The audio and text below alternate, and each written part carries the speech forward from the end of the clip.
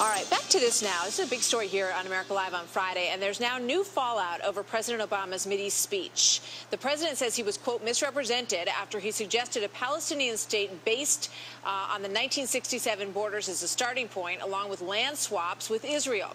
Take a listen to what he said last week, and then we'll hear what he said on Sunday.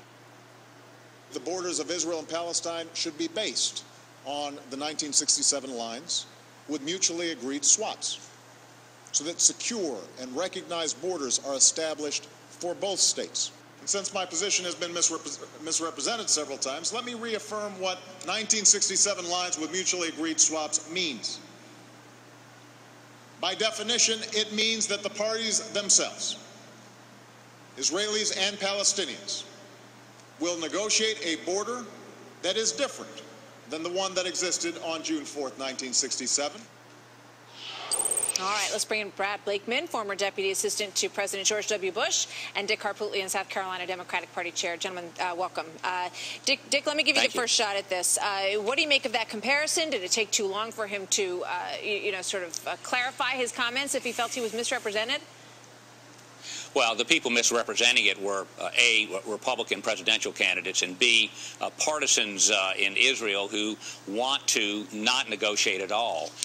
This position of negotiating based on the 67 borders is one that every president since then has taken. Reagan, Bush, and President Clinton all have taken that position. He's just enunciated what the reality's been. And by the way, he said clearly in the first speech, you start there and then you swap land until you get something you live with. We're in a serious situation in the Middle East. We spend billions of dollars a year we send to Israel to help with its defense, and every even president Paul has Ryan not is for taken that. this position. That's not what I'm complaining about. What I am complaining about is this idea that somehow if we leave them alone, they're going to work it out. They're not. Somebody has to give them a nudge. President Obama's doing that, and it's going to make them more secure and hopefully save this country the billions and billions of dollars and make the world safe. All right, Dick, let's let Brad get his thoughts in here on all of this, because Brad, you're talking about exactly what President Bush did say on this matter in a letter to Ariel Sharon, very specific.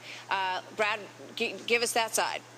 Well, here's the deal. The President of the United States, this president, did not nudge Israel. Without Israel's permission, without their consultation, the president made a policy decision binding Israel. We're not a party to the Arab-Israeli conflict. If anything, we're supposed to be a facilitator for peace. Who are we to demand that Israel accept the United States condition for a peace that they must live under? This president is so desperate to make a deal. I thought a deal is supposed to be honored in its intent and its content, not in its breach. And that's exactly what he's suggesting here, is if the United States is to be a fair dealer, then we should support Israel. We shouldn't be awarding the Palestinians for their bad behavior. Hamas and Fatah getting together, that's crazy. And I think the president needs to stand behind our #1 most reliable ally in the Middle East, if not the world, and that's the state of Israel. Dick, obviously, I think, as you put it, Dick, the president was trying to sort of move the ball forward in a fairly dramatic way, in terms of talking about those 67 borders. And he did clearly state that he met with land swaps that would be negotiated on either side in that. The question is he going to get where he wants to go with this? And I'm looking at comments that came out from Mahmoud Abbas's aide on all of this. And he says, well, once Netanyahu says that the negotiations will lead to a Palestinian state on the 1967 borders, then everything will be set. I mean, I think everybody knows that's a bit of a stretch. But the Palestinians are based, it appears that in light of all of this that has happened over the past few days with the president's speech, both sides have dug in their heels more than ever. Netanyahu said that he was, very shocked was his reaction to what the president said on Friday. And, Abbas's side called an emergency meeting and said, oh, sure, right on the 1967 borders, that's the only way we're going to head into a negotiation.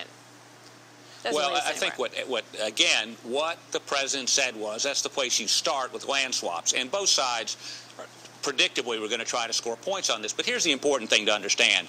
Egypt with Mubarak has been a stabilizing influence in that part of the world. It has borders with Israel. It is becoming unstable. Mubarak's gone. Who knows who's going to take over? This region in the world is even more of a powder keg today than it was this time last year.